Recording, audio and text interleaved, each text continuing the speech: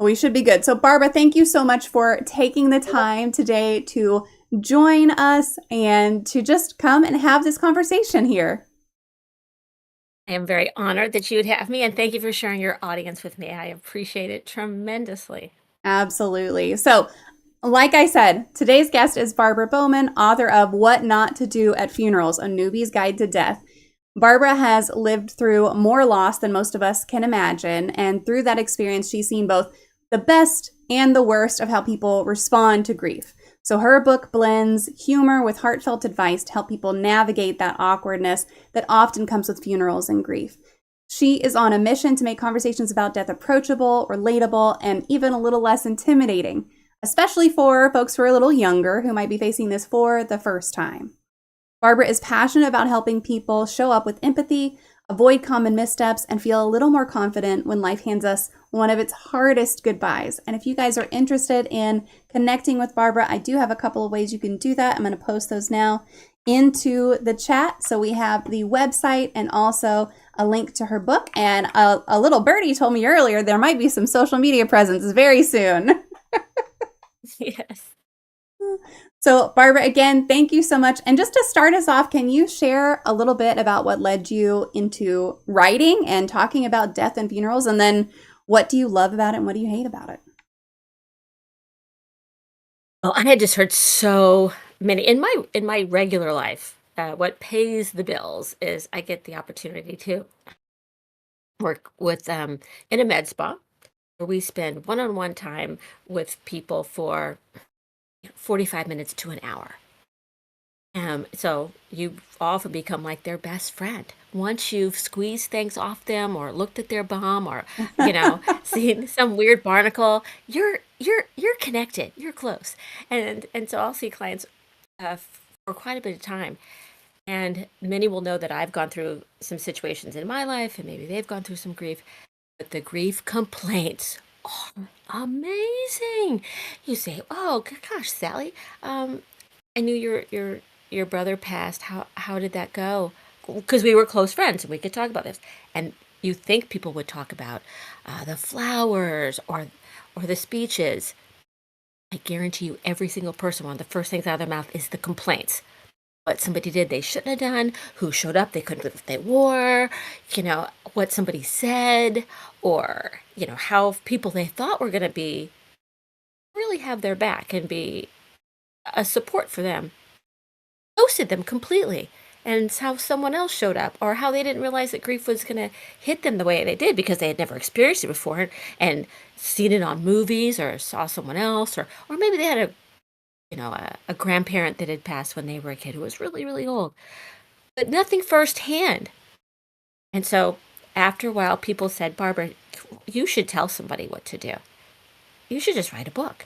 And I said, "My God, I better," because there was nothing else out there that was quick and that was punchy and that would give you the kind of tools that you could just get to very quickly to help you really navigate that and take some of the, maybe sweat a little less and be a little less stressed when you have to approach these awkward situations.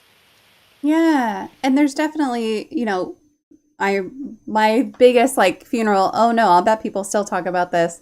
I'll share because I think most of the community probably knows it, but it was my great aunt's funeral, and we were graveside.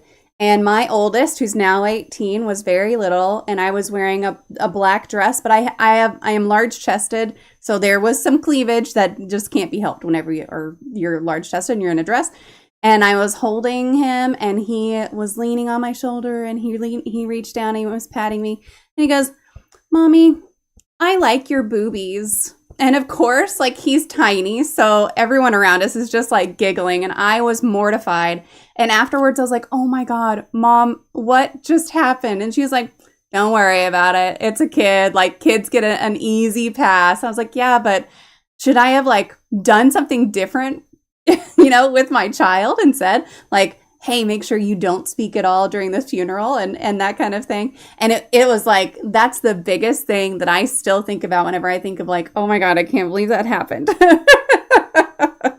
at funerals. But yeah, but no one really talks about, hey, make sure you don't do this at funerals, or make sure you do this at funerals. That's not really talked about either. So there's definitely a No. need for a book.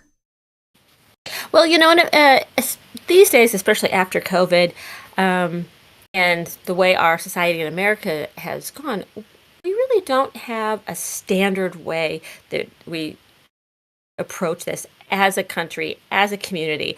There's other countries that they have um, maybe one particular religious sect that the whole country follows, and they've had standards for and expectations for hundreds or decades. Everybody knows what to do, and there's even certain cultures where they have a grieving period Mm-hmm. and things that their relatives will do, and everyone just goes, line in step with what they know they're supposed to do. That's not how it is here. We're a melting pot of people. We have all kinds of different social and religious backgrounds and different kind of beliefs, and so now there's just a plethora of how many different ways that it could be approached. And so we don't really know what to do. Many people aren't even having funerals. They're having these Yeah. um, life. Wow, I can't believe I've drawn a blank. But Like a celebration of life kind of thing. it's Yeah. couldn't think the word celebrate for some reason, but the celebration of life, and those are all unique. So now we're really at a loss. What to do, and every situation might be different. So you may have gone to a funeral and it was one way, and then the next time you have a situation, it's totally different. Mm-hmm. And what you learn from that one isn't going to apply. But this is a way that you can get a lot of those general ideas um, thought about for you, so you don't have to do the guesswork. Yeah. That's really unique. Because it's going to happen. Mm-hmm. Yep. And if you have someone like my oldest has a lot of anxiety around unknown situations or things that haven't happened before, if you have someone who has a lot of anxiety and you can give them a book that says, don't worry, just here, read this and prep yourself a little bit. That's also helpful in its own unique way. Yes, and you could download this book on your way to the funeral. Oh, is it really short? Yes, it's part of my goal.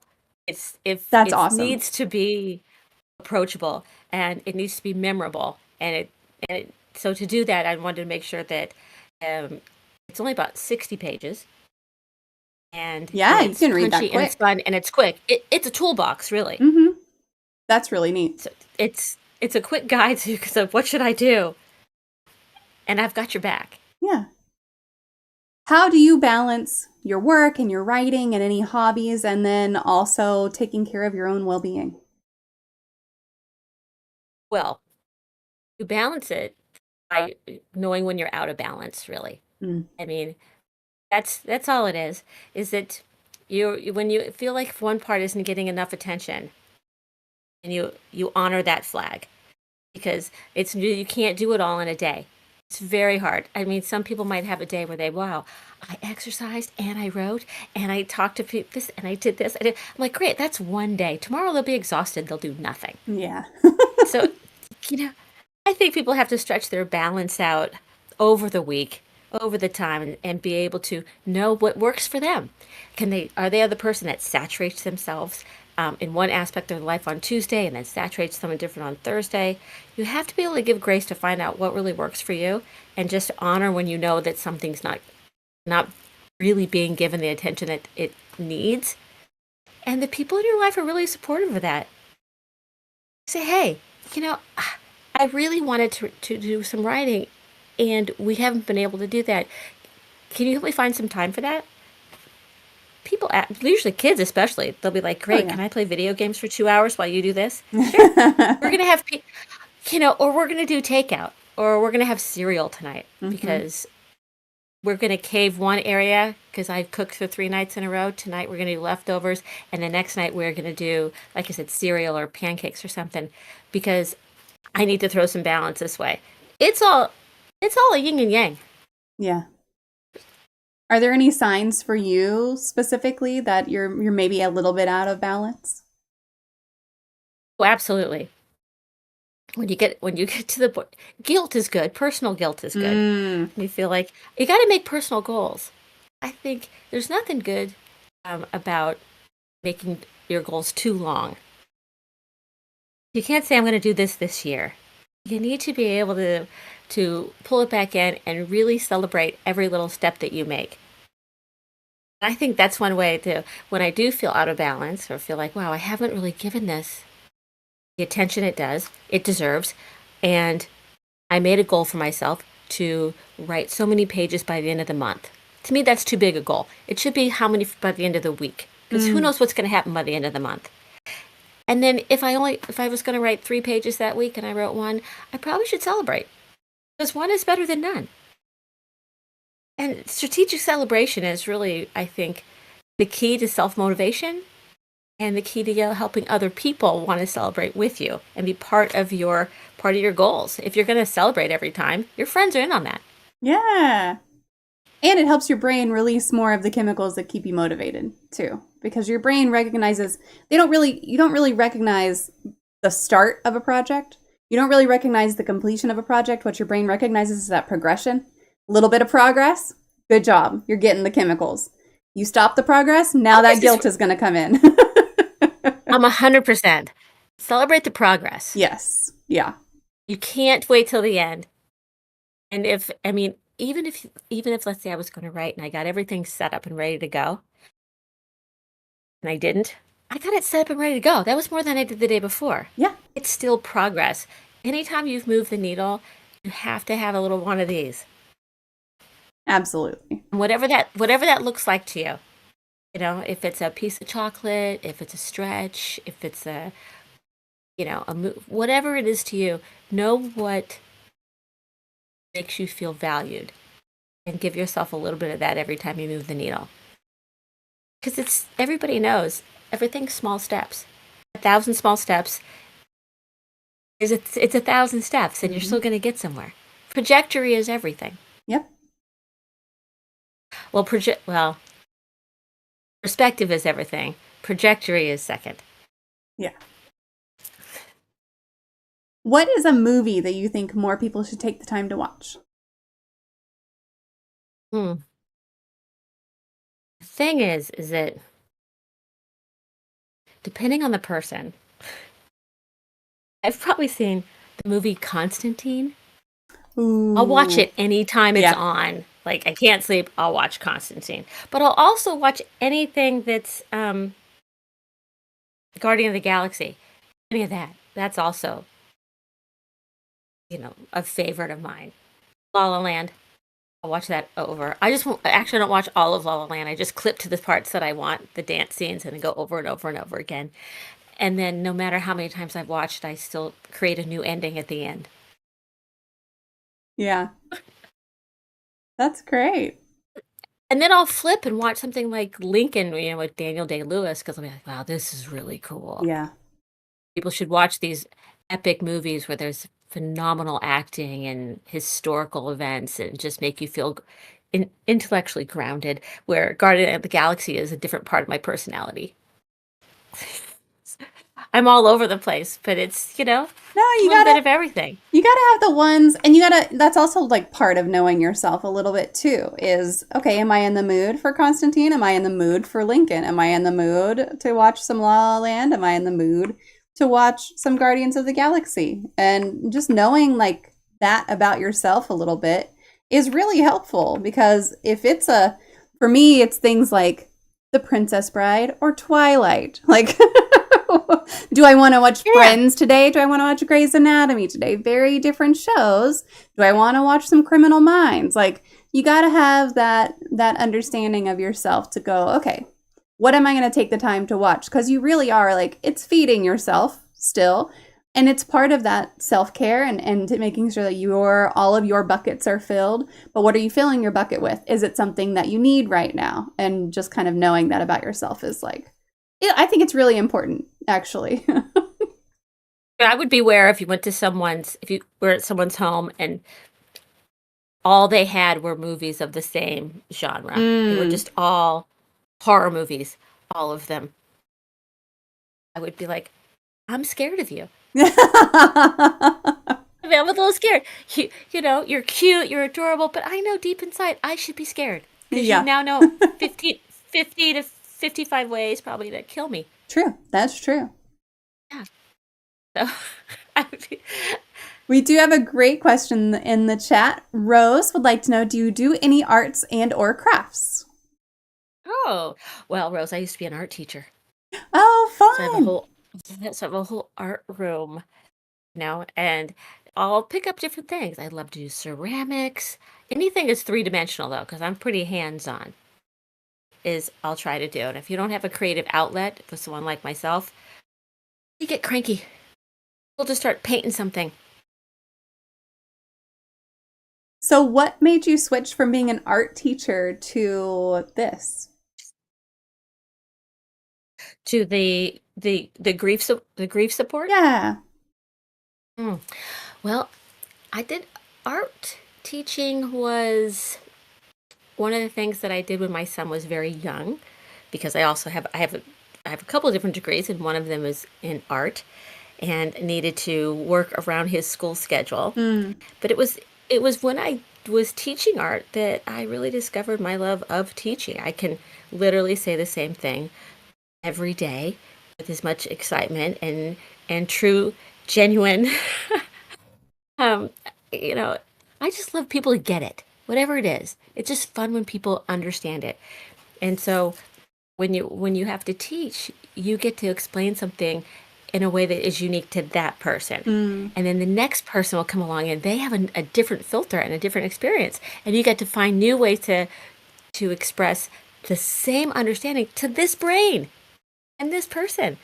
And so it's always interesting to when you get that light up moment. And so this is one of those things that you take with you wherever you go when you have a skill like that and you really enjoy it and enjoy that connection. And then when you see an area where your life allows you a level of understanding and connection and wisdom, you have an obligation to share that. When you see people who are struggling in areas and get confused, then I'm going to naturally fall into my teaching gift. And I'm going to want to find ways for them to relieve them of that and to give them power and tools and confidence. And this is one of those easy areas to teach because you don't have to go too far to help people realize they don't know. Mm. The number one thing in teaching is first you have to make sure people think they don't know. You have to, you don't know what to do. And so I'm going to help you learn.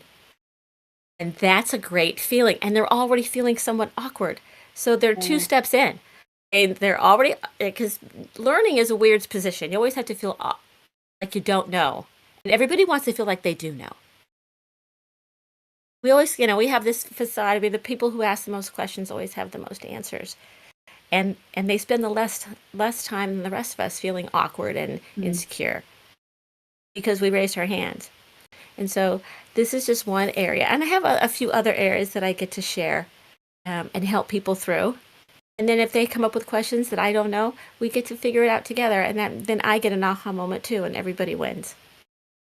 So you never really quit being a teacher. You just adapted it to a different area. Exactly. Yeah. It's very much a calling. My oldest is going into an education degree. He's about to move into the dorms on Friday, and he has known he wanted to be a teacher for his whole high school career. And I'm like, that's great. That's a calling, because I have tried to talk him out of it. I think he will be a great teacher. And don't think I tried to talk him out of it because I think he'd be a bad teacher, because that's not it. He's going to be a wonderful teacher. The kids in his class are going to be just so lucky to have him as a teacher. But being a teacher is hard. And especially being a teacher in Texas right now is hard, especially if you're a non-traditional teacher in Texas right now. It's really hard. So we've had all those conversations, and he's still like, no, Mom, this is what I want to do. So I really do believe that teaching is definitely a calling for some people. It sounds like you're one of them. He's younger. So, I'm older. And so when we went to school, or when I went to school, there was a certain level of respect that was expected. There were things that you just did not do. And so here, a lot of those have been grayed, and kids are under so much more pressure. So he at least has better understanding of how to navigate that, and probably is more comfortable in that kind of chaos than I would be trying to teach in a public school situation now. I don't know. Yep. I'd probably get fired. It does happen. But I feel, yeah, it would be okay. That's another story. I have so many weird things I used to do when I was teaching art that I probably couldn't do now, but it would be worth it. Yeah. Now, moving a little bit into our topic tonight, you have experienced a lot of loss personally. How has that shaped the way you think about death and grief? Well, I've realized that for one, there's a whole variety of grief. That grief is truly unique to the person who's going through that loss and experience that relationship loss. Mm. Um, and that you can't understand grief at all until you have it. And once you have it, and you will have it, you'll have it for the rest of your life. It's something that comes to be part of you, just like falling in love for the first time. If you've never been in love, you feel your heart expand, and you do. That's a unique experience. You're going to take that knowledge with you forever. If you have children, all of a sudden having not all your listeners would relate, but being pregnant, you can't really explain that to someone until you have. It isn't us and them in the world. Yeah. And once someone experiences grief, now they have it in there as part of their personality and as part of their emotional repertoire. And then what you realize once you continue with the natural loss of life, that grief becomes more and more unique to whatever that relationship is that you've lost, or that connection. So it's really changed my way of thinking about that.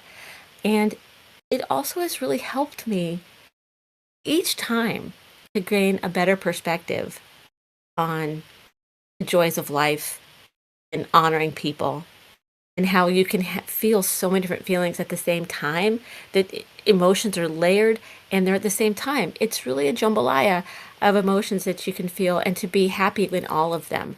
And if someone on the outside hasn't experienced that emotion, they are going to feel awkward, even if it's a positive experience that you have and they don't, like children, birth, or love. Or if it's one that I'm going to say is an unfortunate one, like grief and loss and missing people. And so it's always going to be slightly awkward. But we have to accept that and not make these situations about our awkwardness. Mm-hmm. I do like understand the kind of us and them mentality a little bit. I wonder though, everyone experiences grief at some point. A lot of folks will experience it quite young because a grandparent dies or something like that. Do you think that there's a difference between a kid going through the loss of like a grandparent and maybe an adult going through the loss of a parent? And do you think if someone's loss be greater and they still don't get it even if they've been through? I guess is kind of my question. Sure. I mean, I'm not sure if I really understand the question, because I think it's kind of more than one question in there. Probably. But let me, I'm going to try to address it, and you course correct. Just interrupt me. I said, yeah, on one level is that when a young child, maybe under the age of 8, experiences grief, or a loss of someone, it is different for them because their emotional bandwidth is more limited. They get over things quicker. Doesn't mean they're going to get over this, but I mean, they feel feelings very intensely and they feel them very quickly. Yeah. We have a lot of layers that we have to get through, a lot of baggage. We think about things.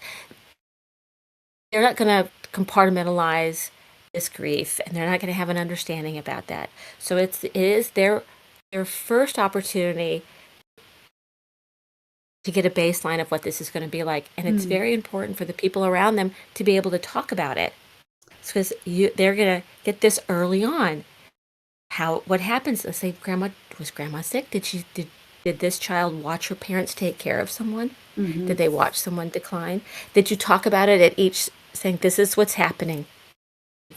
And you don't force them into a situation either, because every child is different. Every person's different. So if they're very young and and going to a funeral or being at if someone is in hospice, if this is something that is traumatizing for them, don't force it. But everyone, as it gets older, as you're an adult, now you have a different relationship with this person. What I've seen is, I'll give the example. You have a brother and a sister, and their mom dies. Now, the sister and the mom were best friends. They talked every day on the phone. They FaceTime. So when this woman left, that daughter lost 2 relationships. She lost her best friend and she lost her mom. So she's going to experience 2 relationship loss the brother isn't going to experience. Because even though they live in the same home, they had different relationships with this person. And so they're losing different parts of that relationship and different parts of that personality. And when that hits them will depend on when they experience that loss. Sometimes people seem to be pretty okay. Like, they're upset, they're sad, and then Christmas comes and they're lost it. Yeah. And, so in that sense, it is very different. I do think that one of the reasons that grief is so different for each individual is that the amount of hopes and dreams that you have in a relationship. You don't have your hopes and dreams really connected with a grandparent. You have an early expectation. Once they reach a point of elderly, we can all be old. I'm old, but I mean elderly, that they're not going to live forever. I mean, the grandparents will say this, when I die, I'm going to leave this to you. So there's all these little bits of expectations that's thrown in the mix. So your hopes and dreams of what you're going to be doing in your life isn't really wrapped around them. But when you have maybe someone like a spouse, and your parents too, they may be very close to you, but your future plans might be as grandparents or something. But it's not like a marriage where you lose someone and now what am I going to do? Or a child where you thought we're going to have grandkids, we're going to do this, and we're going to do this, and I'm going to. Now, what do you do with those hopes and dreams that are gone? It's like, where is my future going to go? So, and that kind of loss and having to recalculate and to completely rebuild your perspective on life, that doesn't happen so much if it's a work colleague. It passed because you had a very limited relationship with them, and your hopes and expectations with them weren't about a long-term future. They were your work buddy who was really funny at work, or was very consistent or something, and then something happened. And so it does change for each one. And I think people don't realize that because they experienced grief at a grandparent, which is pretty common, and then their friend experiences grief from a spouse or child. Wow, what you cannot compare. So when this person over here says, "I understand what you're going through because my Nana died," and this person's going to be, "I don't know if we can be friends anymore," right? Because you don't get it. And so it's that kind of misconception that all grief is the same, and it's all hard, but some is just more devastating, and you'll feel it longer and heavier, and it will have more areas of your life that you will have to readjust and rebuild. Yeah. Beautiful job taking a That answer your convoluted. question? I was just going to say, beautiful job taking a convoluted question and giving it a wonderful answer, because that covered what I was trying to get at much better than I was trying to get at it. So excellent. Now, I know the title of your book is kind of humorous, right? What not to do at funerals. And the cover looks a little, the cover even looks a little funny. So was humor always a part of how you coped, or did that come later as a way to make death more approachable, specifically with the book? Oh, I'm so lucky that I come from a funny family. Okay. Yeah. Humor is healing. Humor is a resetter. Humor can be inappropriate, but some people like inappropriate. And it's meant, humor is healing. Humor is, humbling. Humor brings people together. And there's not a person out there, I mean, when you can talk about a funny thing that happened with the person that passed, that's a great connection. I mean, I'd Yeah. love to be remembered that way. And so to bring, I mean, humor is part of life. And if this was a relationship you had, I hope and pray that that was a fun one. And humor is important even for people who haven't really experienced this. I mean, the point of one of the reasons I needed to make it a guide and to make it short and to make it punchy is so people remember it. Because if you can download it on your way to the funeral and you can laugh a little bit, you'll tell somebody about it. To say, "Oh, I can't believe she said that. That was so rude. I'm gonna what else can I say? I'll do this." And just adding a little bit of humor and making it quick and funny, you're gonna remember it and you'll share it. And you won't gonna get triggered. You're not gonna feel like it's gonna be horrible. You know, yeah, it's awkward, but so is, I wish people would tell people there was boogers in their nose. That's awkward. And so when you go, hey, you have a little thing, and then you walk away. There's a pattern. It's real simple. You have a little thing, walk away, hand them 2 tissues, and walk away. Don't let them have to figure it out in front of you. Don't stare at them. There's a system. It's a 3-point system to avoid awkwardness, look like the bigger person, and know that the next time around, they're going to say, hey, you have gum on your shoe or there's something in your hair, because they know you're the kind of person that is not thrown by odd things. And if someone has a booger in their nose, I can't hear them anyway. Because all you're doing is Because all looking I'm at thinking it. about is it's, and so now we've lost connection. And so if you can just address a little awkwardness and learn a couple steps like that, you're back to connection. You feel relieved, they feel relieved, and your relationship's probably better over a booger. And so if it could be that a little bit better over a booger, I think how much better it could be over a book, Mm-hmm. a funeral. It could be great. Yeah.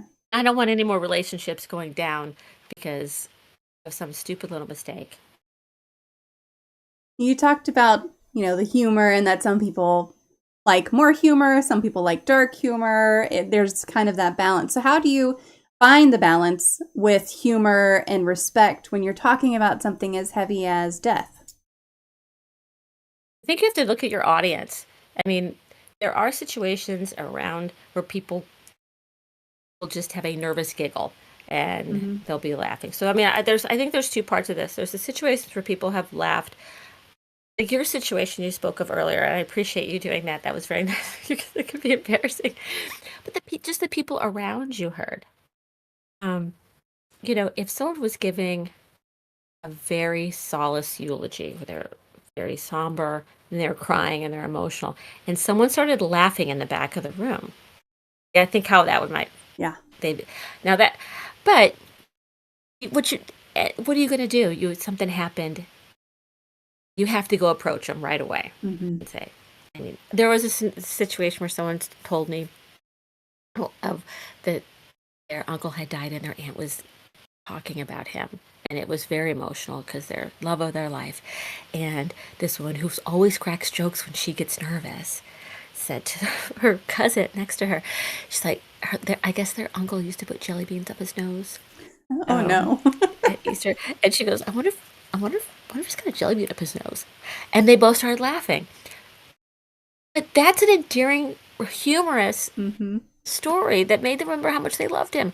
So what do? You walk right up to your aunt and say, that was beautiful. I'm sorry that we laughed. We were talking about Uncle Edgar's jelly beans in his nose and how much we loved him. Yeah. I love you. I love Uncle Edgar. I don't remember his name was Edgar. I love the story. And you're all forgiven because it's about the connection. Yeah. So, and there's not a day in the worst of days where I probably haven't laughed about something.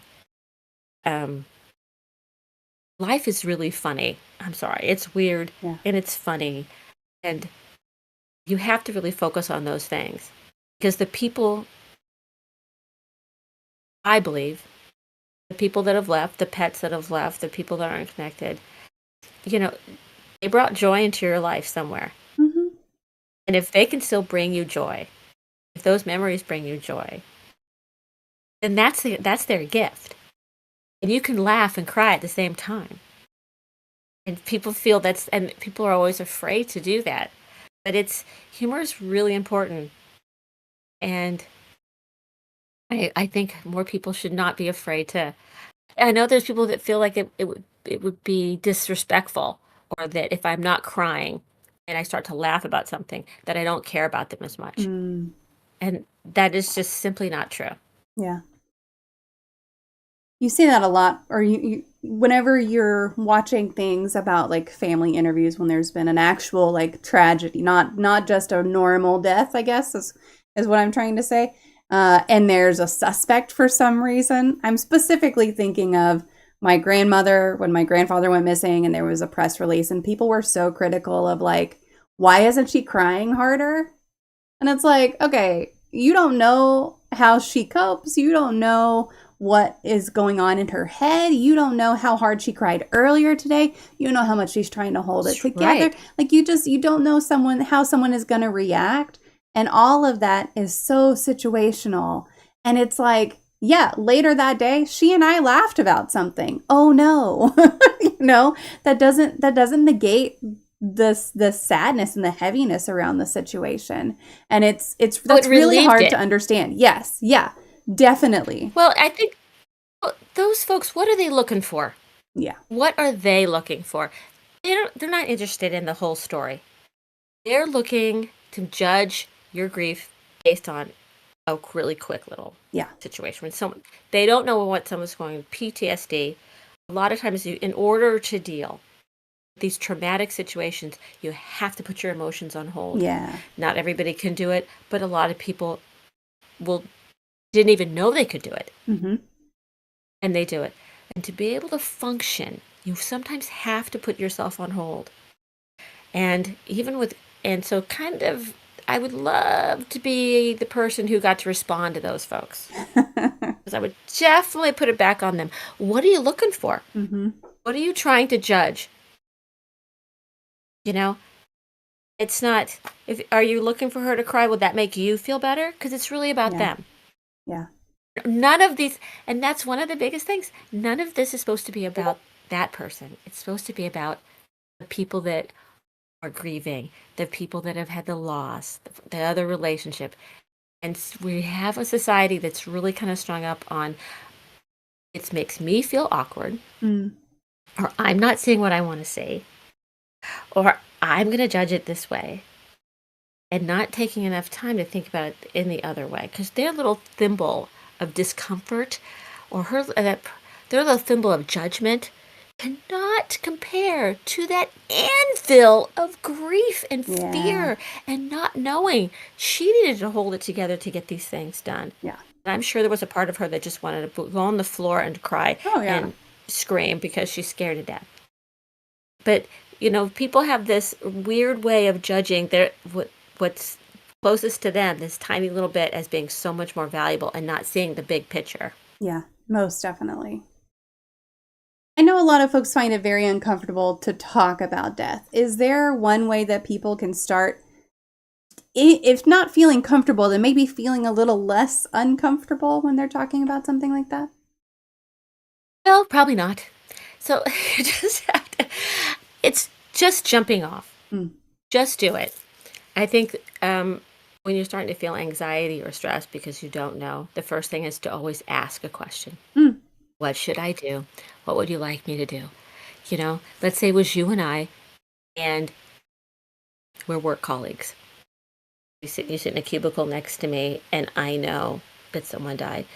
All I'm going to say to you is that, hey, I just want you to know that you're one of my favorite people at work. And I couldn't do my work.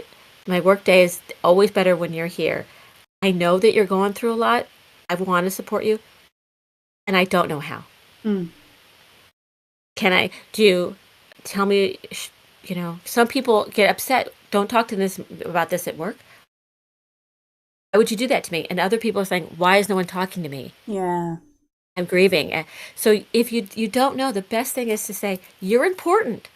I'm thinking of you. There's a process. You're important. I'm thinking of you. Tell me what I can do or not to do. Because I don't want to make it worse. And if there's anything I could do to make it better, your every day here at work, I'm going to do it. And if you don't know today and you think of something tomorrow, will you let me know? If you bite off my head one day, and you never did it before, I'm going to wear it as a badge of honor that you felt comfortable enough that you could let it out on me. Just, a month from now, I probably won't like it. I'll just let you know. Yeah. You could see, add a little bit of humor. Mm-hmm. Being that honest. I don't know what to do, but you're important and I want to do something. The other alternative is to do nothing, and then you really look like a jerk. Mm-hmm. Because by doing nothing, you did put yourself first. You went your little bit of awkwardness. They're going through all this. Let people know they're valuable and important. What a great opportunity just to tell them that. Yeah. Oh, and it doesn't usually come up. And they might not know.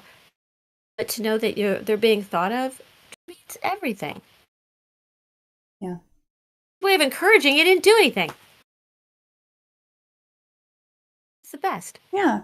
And it can be a little bit, awkward especially if it's not someone you know super well, or someone you used to know really well and haven't talked to in a really long time, and one of their parents died or something. Like that can be a little awkward. But yeah, send the card still. Yeah. You still send a card. Yeah. You find out 3 years later that somebody died. Well, that's when you found out. Yeah. Okay. Well, that's when you send the card.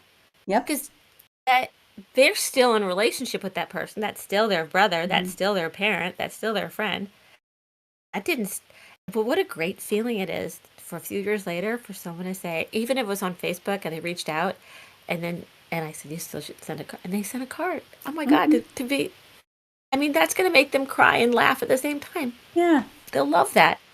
And you look like a great person, because when you, this is a real life. Mm-hmm. It's a real life. It's a real person. You should go out, be able to go out, go to the store, get a card, sign it, put a stamp on it, because this is a real person. Mm-hmm. This isn't your Netflix subscription. This isn't a swipe right or left kind of thing. This isn't something you should be sending an e-card that you did in 30 seconds. It's something you should actually go out, I collect them so that I have them on hand, because it's going to happen. Mm-hmm. And show just a little bit of value and a little bit of honor, and it goes a long way. Yeah. Do you think younger generations are approaching death differently than older ones? Totally. It's like, I think it's hard for them. Especially after COVID. Yeah. A lot of younger generations, really, people just stopped having funerals. This is when the celebration of life really became popular, and those are all over the board. You could have those in a hockey rink. You can have them in a restaurant. You can have them after the funeral. Then they can have them before. They can have a celebration of life for the bowling club. Can have one.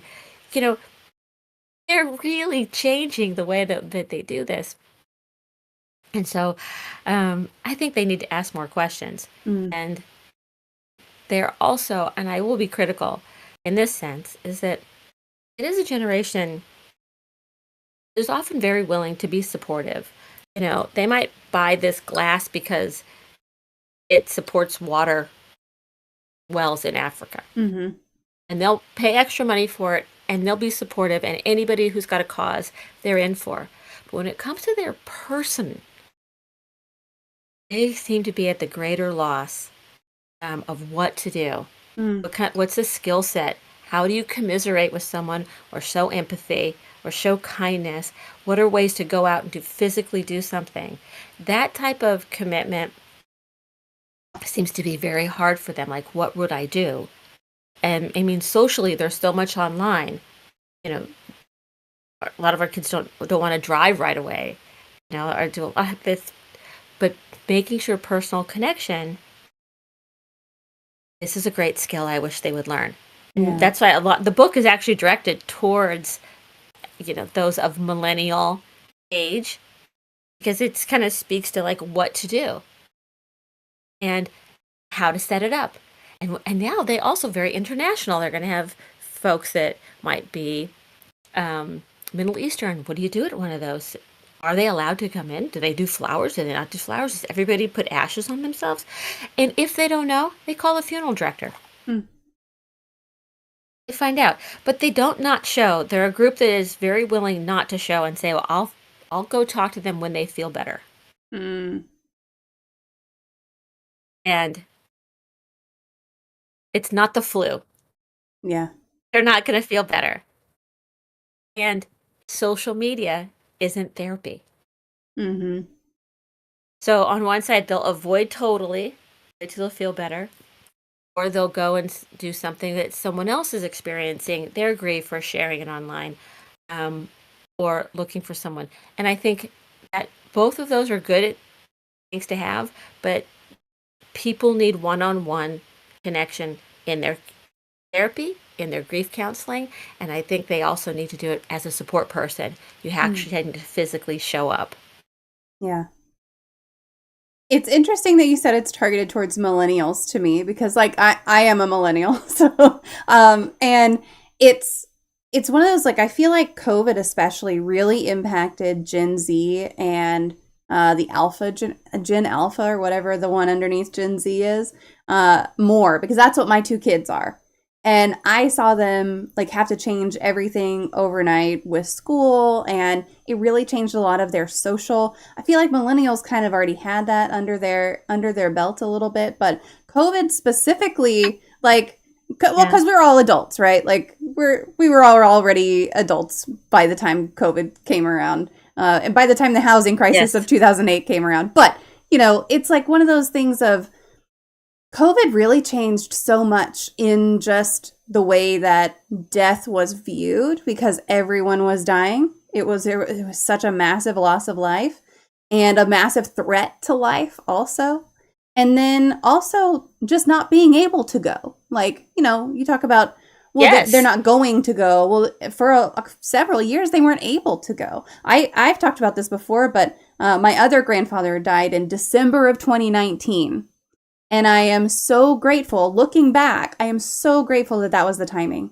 Because if it had been a few months later and he died to breast cancer. So I always use that for like men's breast cancer awareness. Anytime he comes up, guys can get it too. Get yourself checked. Something weird is going on, get yourself checked. Anyway, but I'm always like now looking back going, what a blessing it was that he died then, not a few months later, because we wouldn't have been able to have his funeral if it had been a Right. few months later. And it's so impactful to me to think about that because if we hadn't been able to have a funeral for him, he had a massive. He was a preacher. He was a funeral director himself. He was very involved in multiple communities in the area, and so he was very well loved. And his funeral was absolutely massive.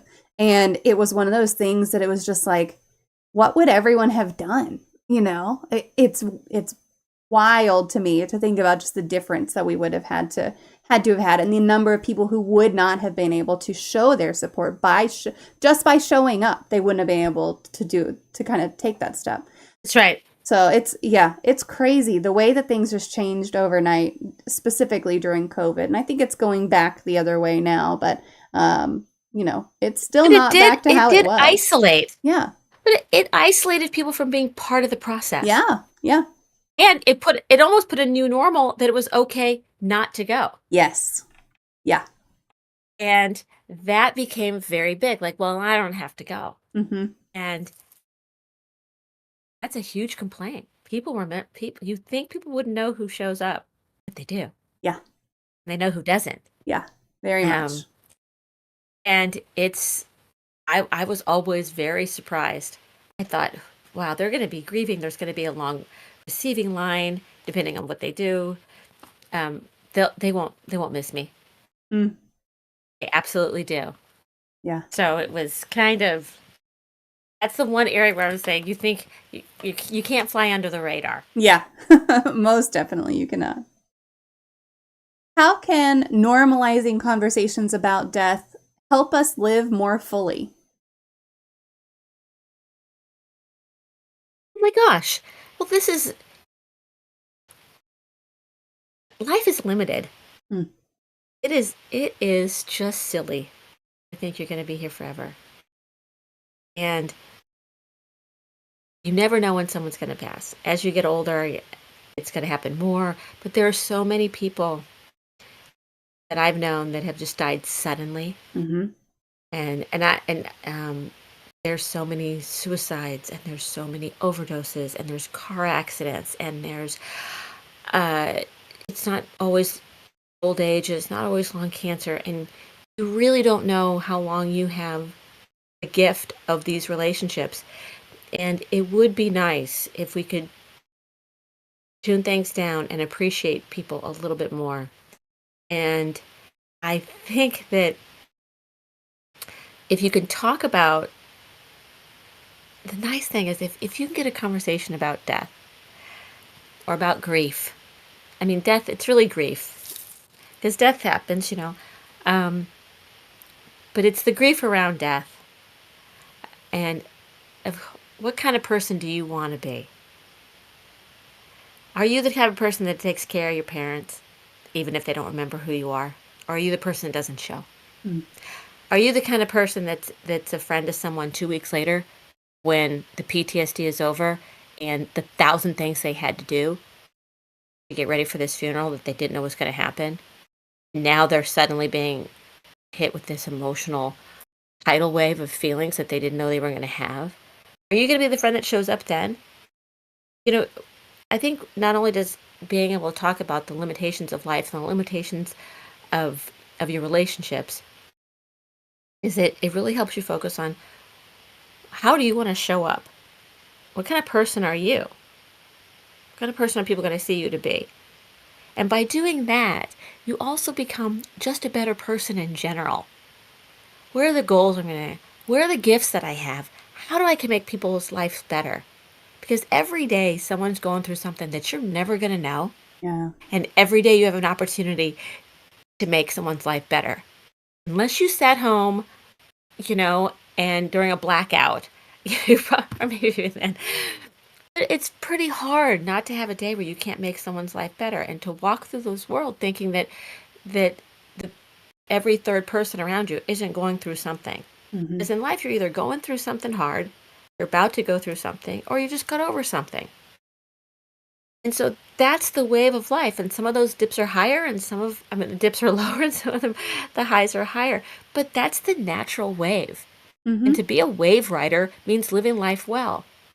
And so being able to talk about something that it's so universal and so going to happen to Yeah. yourself, to your kids, to your family, it's it just helps really hone in on the benefits of these relationships and the type of relationships you want to have. So I think it's a great way to just make you remember how precious relationships are.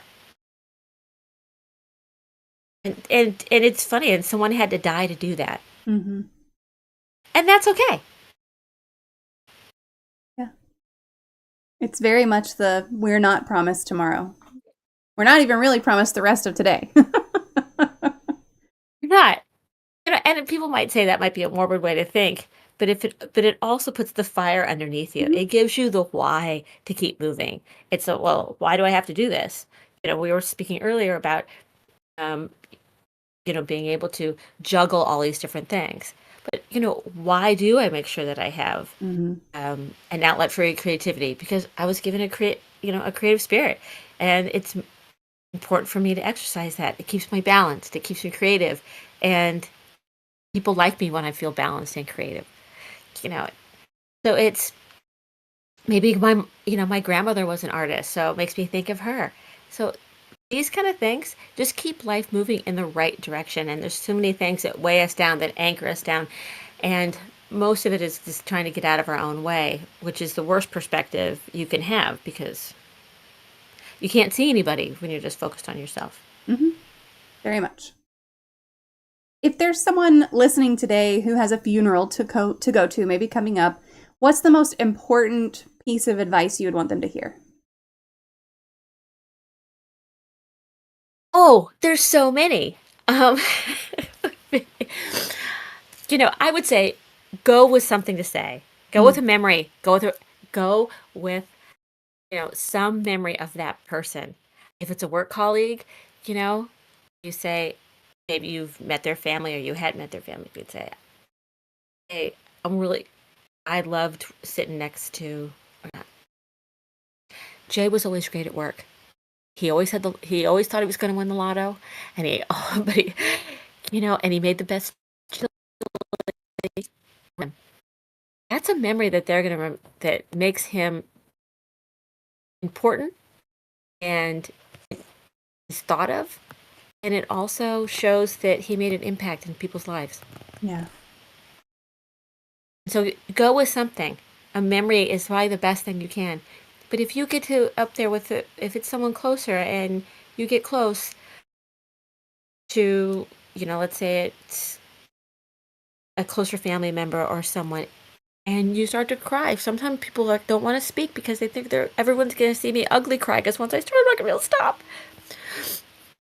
If know your audience, if that person's a hugger, then embrace. Just no pats. Give them a long hug. Mm-hmm. My heart is breaking.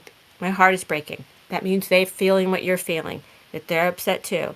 It doesn't have to be a long story.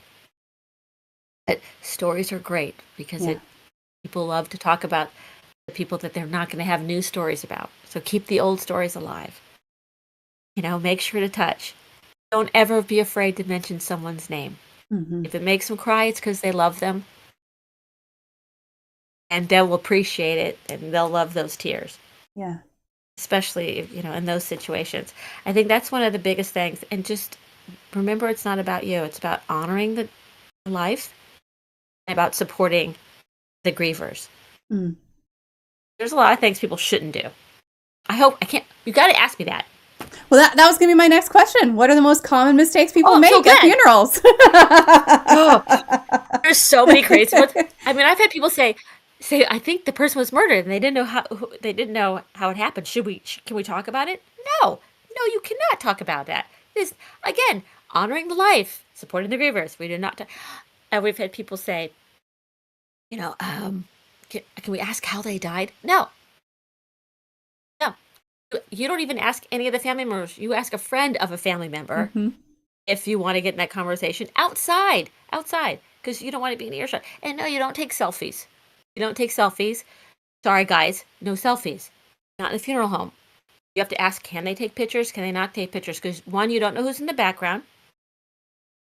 Two, you don't, there might be some ugly crying people. They don't want to be there.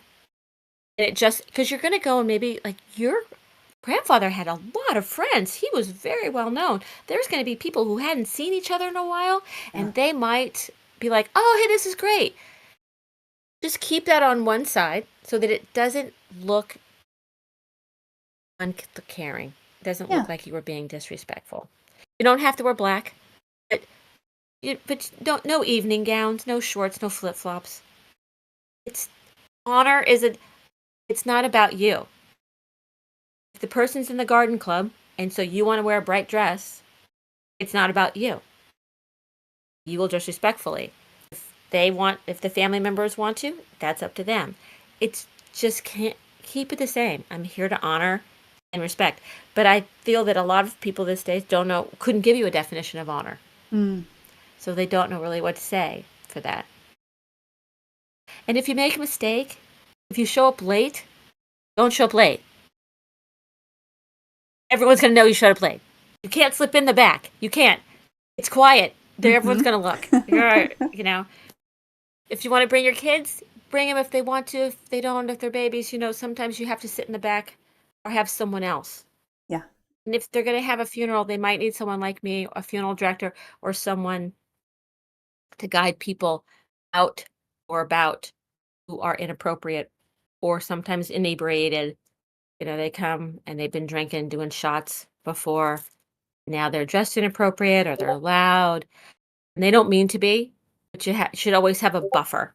Yeah. I've had my own Jerry Springer moments, and I had to have a buffer.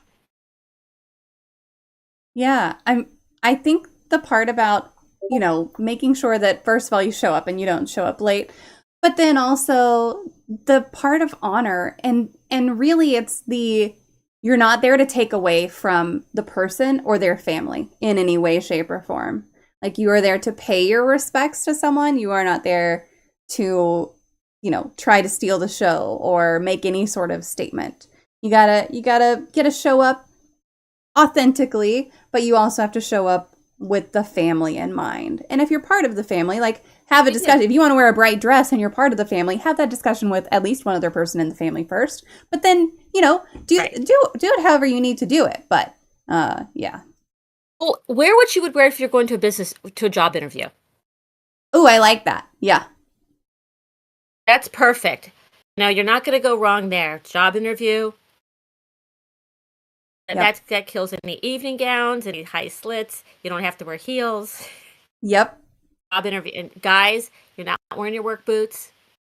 Nice cowboy boots might be fine, but not the muddy, you know, Mm-hmm. grungy, worked out. But you're not wearing neon colors because you couldn't put a different shirt on before you got there. Yeah.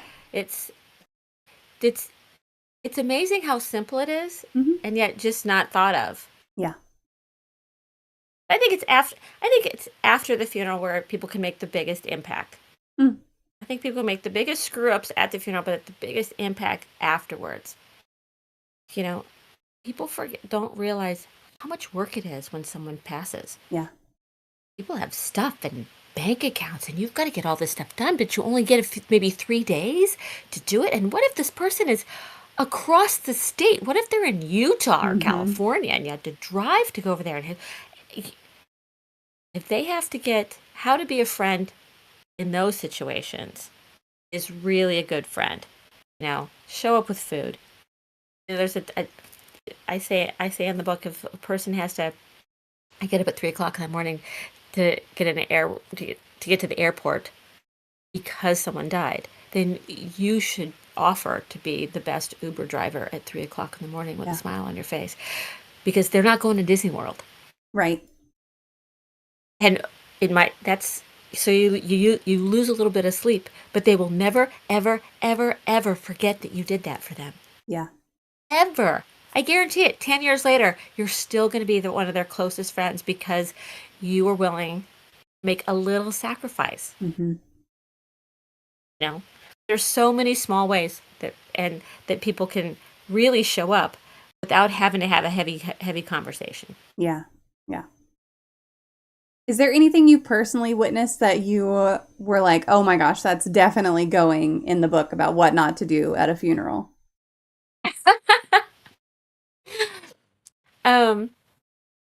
Gosh, there were we've already talked about a few. I've seen people show up in some really inappropriate outfits. And, glittery mini skirts and, and muddy work boots. I've seen people go around and around and talk about, oh, they should have gone to my doctor. I told them they should have gone to my doctor. Oh, no. Oh, yeah. Oh, no. The whole selfie thing, people completely stand on, they can't stand up drunk. Mm. And there's people who won't go because of other family members. Yeah. God, that breaks my freaking heart, because I think they should go. I think they should make a plan what they're going to say. I think they should walk in. It takes 15 minutes to say your respects. It's not about anything else. It's just, hey, I'm here to respect Uncle Alfred. I loved him, and I know you loved him. I was say my respects because I loved Uncle Alfred. Boom. It's not about this. It's not about that. Yeah. I'm just going to stay. I'm not even going to stay, but I'm going to respect Uncle Alfred. Now, at the end of that, you're the bigger person. But if you don't show, then they'll go, oh, look what else. Guess what else she didn't do? Mm-hmm. She's a screw up. She's a screw up. And she didn't show the funeral. Why give them the ammo? Yeah. Go in, go out. But the whole family fight thing that happens, is a real thing that goes on. These are highly charged situations. And like I said, people know who's coming. They got to be prepared. You got to tell the funeral director or whatever. But you really have to be prepared for just about anything. Mm-hmm. People have, I've seen people faint. I've seen people getting physically sick. I've seen people, just lose it. I've seen people zombie out. I had someone try to fight me at a funeral. There's like, no, thank you. oh yeah, they're like jumping over people. We're gonna kill her. I'm like, okay, not today.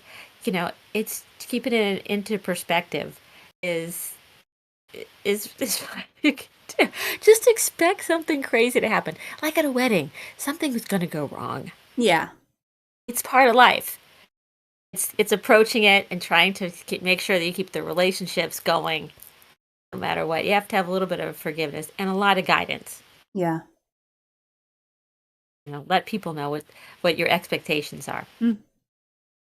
You touched on this a little bit earlier, kind of the social skill set maybe not being developed these days. But aside from that, or maybe including that, why do you think so many people struggle with knowing what to say or do around grieving people? Well, I think we've had a few decades of people not talking about it. Mm-hmm. And I think we also had from a couple previous generations, um, people who are, what is the people in their 60s, 70s?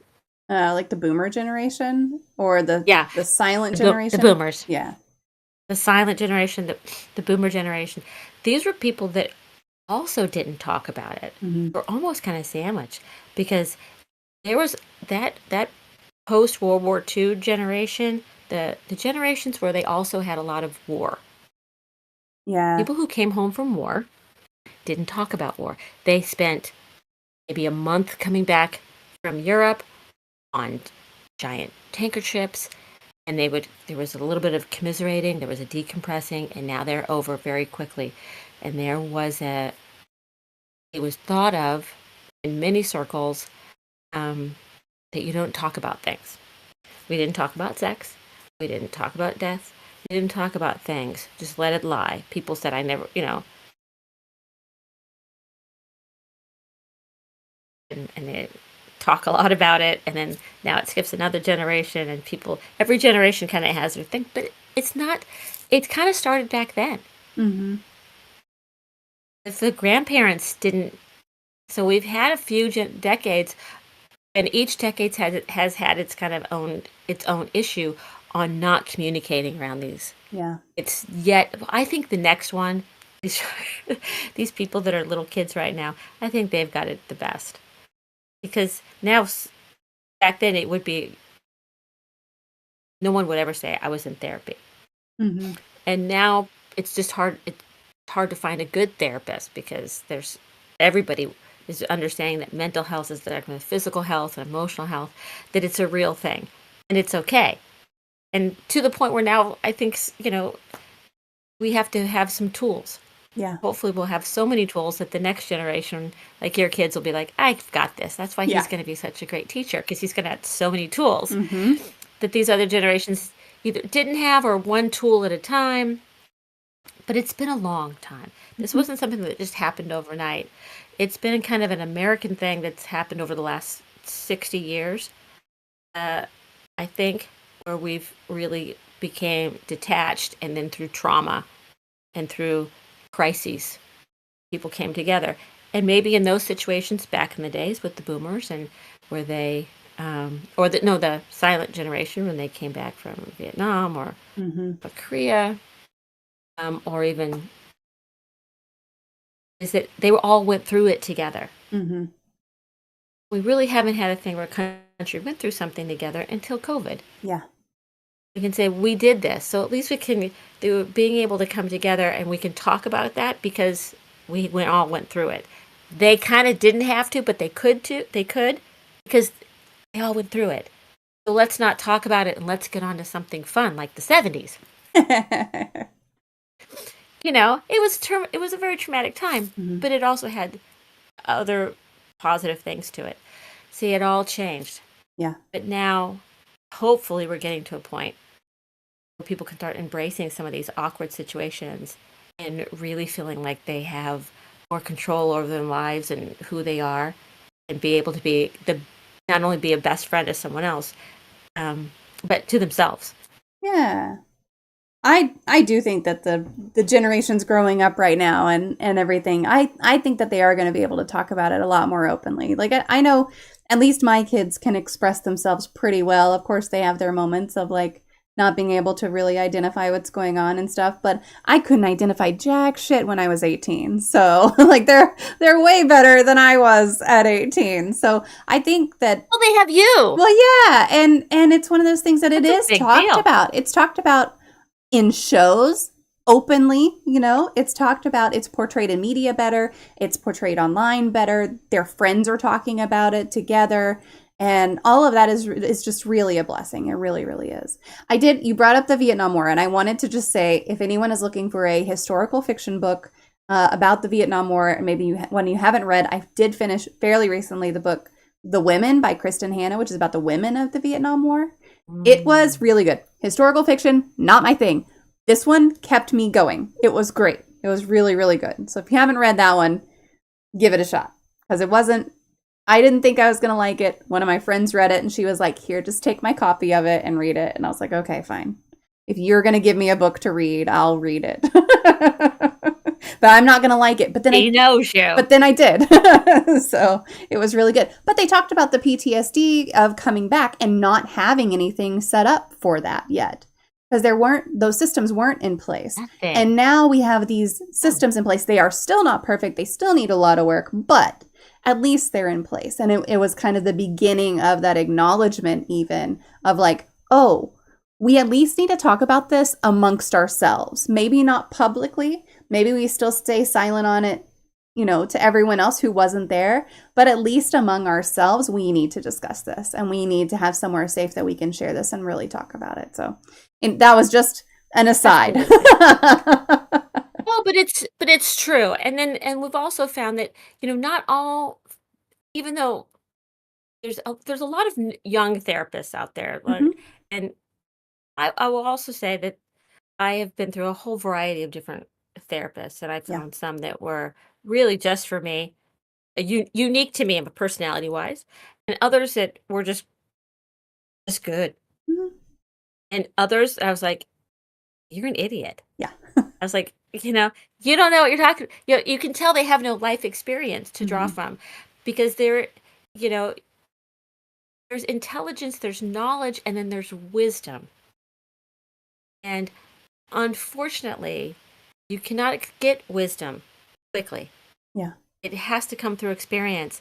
You can read all you want on how to ride a horse, but until you ride a horse, you can never really understand that Yeah. and what that feels like to be sore the next day. Mhm. And so those are life experiences. And if we were talking about that, we could shorten that, you know, that time of wisdom for people. They could catch on quickly. Go, oh my gosh, this is what this is what they told me it was about. And to know that it's all going to be unique to you, because your situations are always different. Even your kids going back to school, you're a working mom, you have all these pets. These people are going to tell you their experience, and you can draw from some of that Yeah. to shorten to your learning curve Mhm. and your wisdom curve, if you're willing to accept their experience and their knowledge as information to take in, not as solid that I'm supposed to feel what you're feeling. My first day at college should feel exactly what someone else said it feels. Or if you read a book, know to be experiment with your own feelings, with with knowing in the background it could go this way. If it doesn't, it's all right. But just a little bit of like idea is goes a long way and makes less awkward, Yeah. and moving through them quicker to wisdom, moving through into wisdom quicker. Yeah. I think this kind of book would help. Yeah.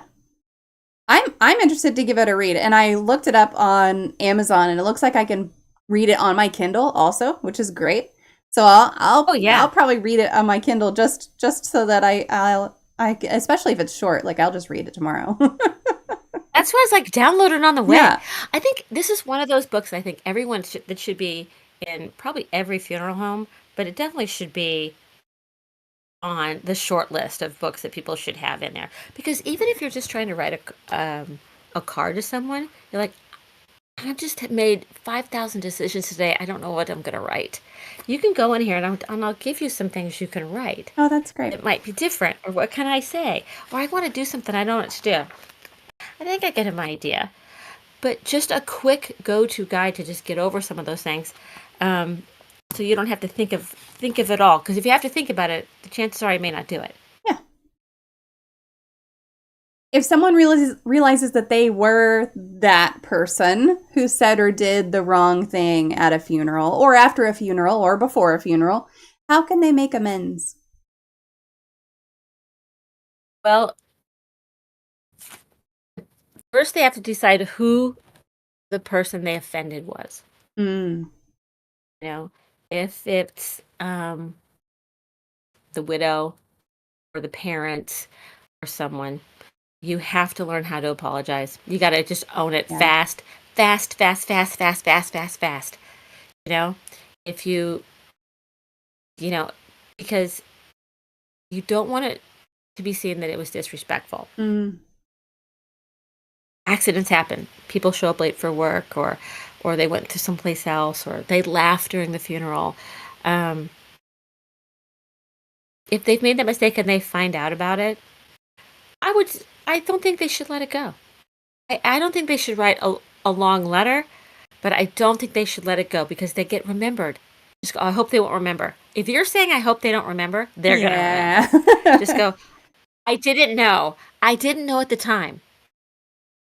Funerals are new to me, and I didn't know at the time that there was a dress code. I feel like a dope because I really admire you, or I really respect you, and I really honored him, and I was a little embarrassed that I didn't know this. Yeah. But I really, if I had to do it again, I would do it different. And forgive me, I really love Ted. It's really going to be missed. And then they'll invite you to the next, or they won't ban you Yeah. because it's okay to own. It's really okay to make mistakes. Hmm. It is just really okay to make mistakes. Um, it's not okay to sit in them. It's not okay to pretend you didn't make them. Yeah. It's really, and maybe making that mistake, there was a reason why you made it. Maybe give them the opportunity to say, no, I thought it was funny or it was fine. You might make the mistake might be that you think you did something really wrong that you didn't. I mean, showing up and starting to fight, yeah, that might be a big, Yeah. you can apologize all you want. You're not going anywhere. You're not invited. You're out of the will. So there's those bigger ones. But if it's something small, that I didn't realize that was wrong. Yeah. And that's so true with everything. It's amazing how fast people get over it. And it's amazing how much you become the bigger person. And it gets easier. I mean, being able to empathy towards them, a personal offense, to have empathy enough, that's a muscle. You got to use it. Yeah. And it gets older and you practice it more. Yeah. We've got a community question that was sent in ahead of time. Bite Mark would like to know, what is your favorite poem? Uh-oh, did we lose you? Oh, could you repeat that? I think, oh, yes. So Bite Mark sent in a question ahead of time. She would like to know, what is your favorite poem?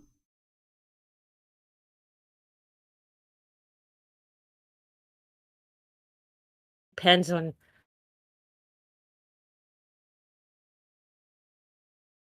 Wow. Wow. There's so many.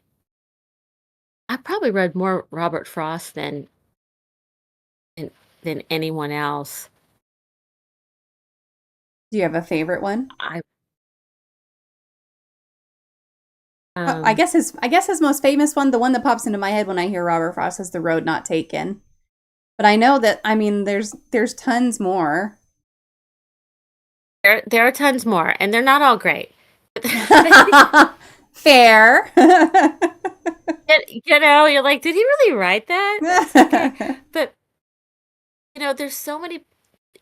It's been a long time since I've really read a lot of poetry. I did so much in college, and I've always really drawn to. It's interesting that she mentions that. My son was really drawn to poetry, and he would take he would take a line from one poem and maybe a line from the Bible and then a line from a book, and he would recreate. Um, he'd string them together to create new poem, Oh, very you know, cool. or it was very cool, and you wouldn't know. You'd be like, "Wait, this? Why does this seem familiar?" Because you've heard it, but you didn't Yeah. realize they were connected. He would connect the themes, um, and I've always been impressed with how few words can make such an impact. Mm-hmm. I love the visual of words, and you can't get that anywhere other than poetry. But it would be nice if there was more poetry around things like wonder and joy and how funny I think my big toe is or something. Like, there's so many that's around dark and sad things. Um, I like poetry that's makes you stop and put yourself in the position. Mm-hmm. But there can always be another story underneath. Yeah. That's the best part. Yeah. Yeah. Poetry can be really impactful, and it can be really impactful in such a short amount of time, too. Like just like you're saying, just a few words. Doesn't take a lot. Or it could be a massively epic poem and it has so much meaning that you can't even make it all the way through it. I probably won't. I Yeah. probably won't Yeah. because I'm the person that's always saying, "Okay, what's the point? Oh, where are we getting?" So in these really long speeches or long stories, I'm like, "Okay." As soon as they say, "And what I really want you to know is," then I chime in. Yeah. Kind of get back in So I there. like the short ones. Yeah, that's probably why the book's written the way it is. Yeah, see, there's a reason. What is your favorite life hack? Mm. Life in general, I think the biggest life hack is doing things for other people. Hmm. If you want to life as a hack, life in general, because the question to me isn't really like, the best way to crack an egg or how to make sure your pizzas don't burn. It's a life hack, the best way to do laundry as that type of domestic life hack. But I think life as a hack is really about the joy of doing things for other people. Hmm. It's it's amazing. Just something little every day. It's amazing. I think the best life hack is smiling at other people. Watching people in the grocery store when you smile back at them. I'm in New England. They're not really, small talk is not their thing out here. They don't even know the nod. Hmm. There were different parts of the country, you nod up or you nod down, and people walk by. Hello, hello, hello, hello. And out here, they just keep looking. Oh God, don't talk to me. Oh God, don't talk to me. That's what they're saying. Um, but I think just the gift of being able to give someone a smile is one of the biggest life hacks you can do. Yeah. It's amazing how many people are just looking for someone to smile at them. Hmm. Yeah, it really is. It's so much fun. And pet more dogs. Pet more dogs. Absolutely. It's funny you say that There's no way about, you can't increase your endorphins. yeah, no. It's funny you say that about people, not even smiling or nodding or whatever, because here, like, you almost run into somebody and they're going to say, "Hey, how are you?" Like, it's just a, "Hey, how are you?" And you guys say, "Oh, fine, and you just keep walking. There's no real Yeah. interaction. It's just a greeting.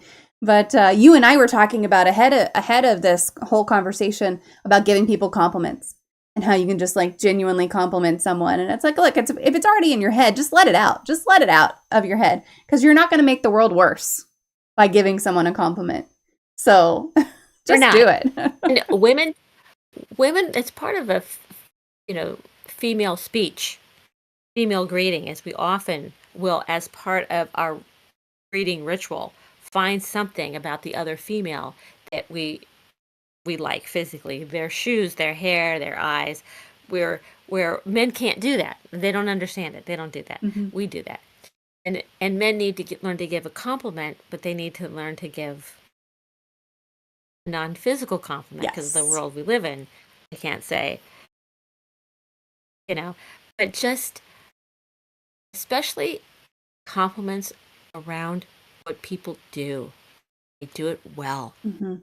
You know, it's so easy to go, God, you're a good filer. Just simple. People file, they file all day long, so they probably are a good filer. Mm-hmm. But just to say, point out the obvious. Hey, you're really good at your job. Mm-hmm. You've got a great, you always have a good attitude.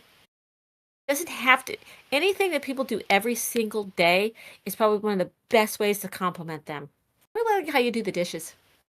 And it also keeps the people in your life. If you can find something every day you like about the people in your life, you will always have something positive to think about them, even through hard times. Yeah. Even if your kids are going through a jerk, just always say, "Hey, I always like how you know, put your milk in and then the cereal. Oh, that's the weirdest thing ever, and I think you're adorable for it." I don't know. If you're always once you start thinking about that, it becomes habit, Yeah. and people really like to be seen. Yeah.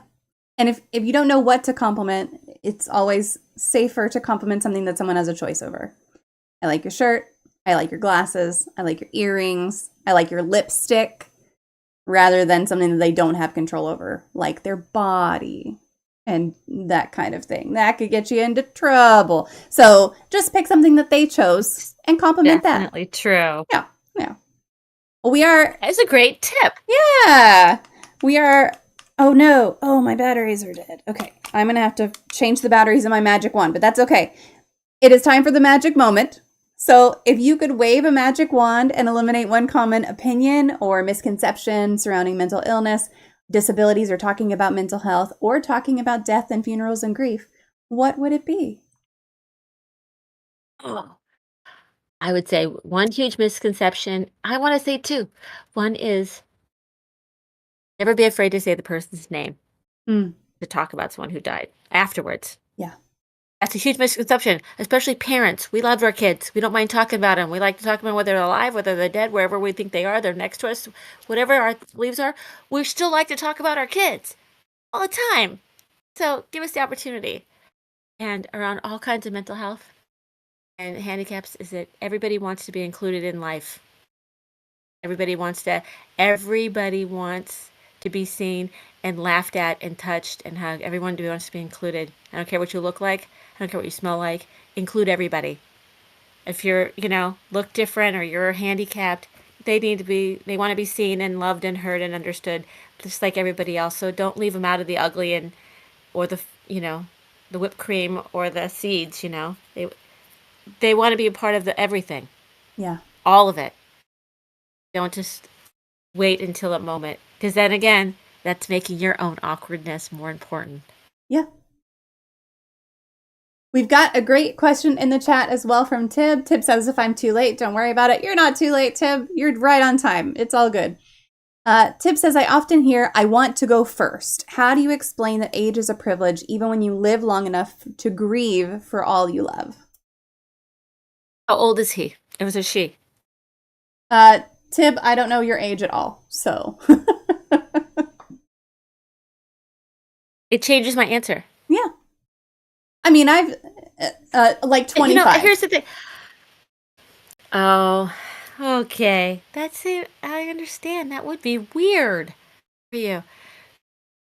I think one of the things that happen when people have long relationships and you really love someone, one of the things that will hurt you the most is to hurt them. Mm.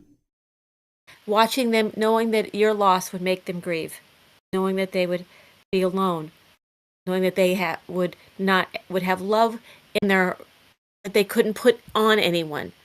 It's a hug that has nowhere to go. So people sometimes will say, when they decide if they want to go first or second, on one side there's that. I don't want to leave you to grieve alone. Mm-hmm. And then when people want to go first, I don't know why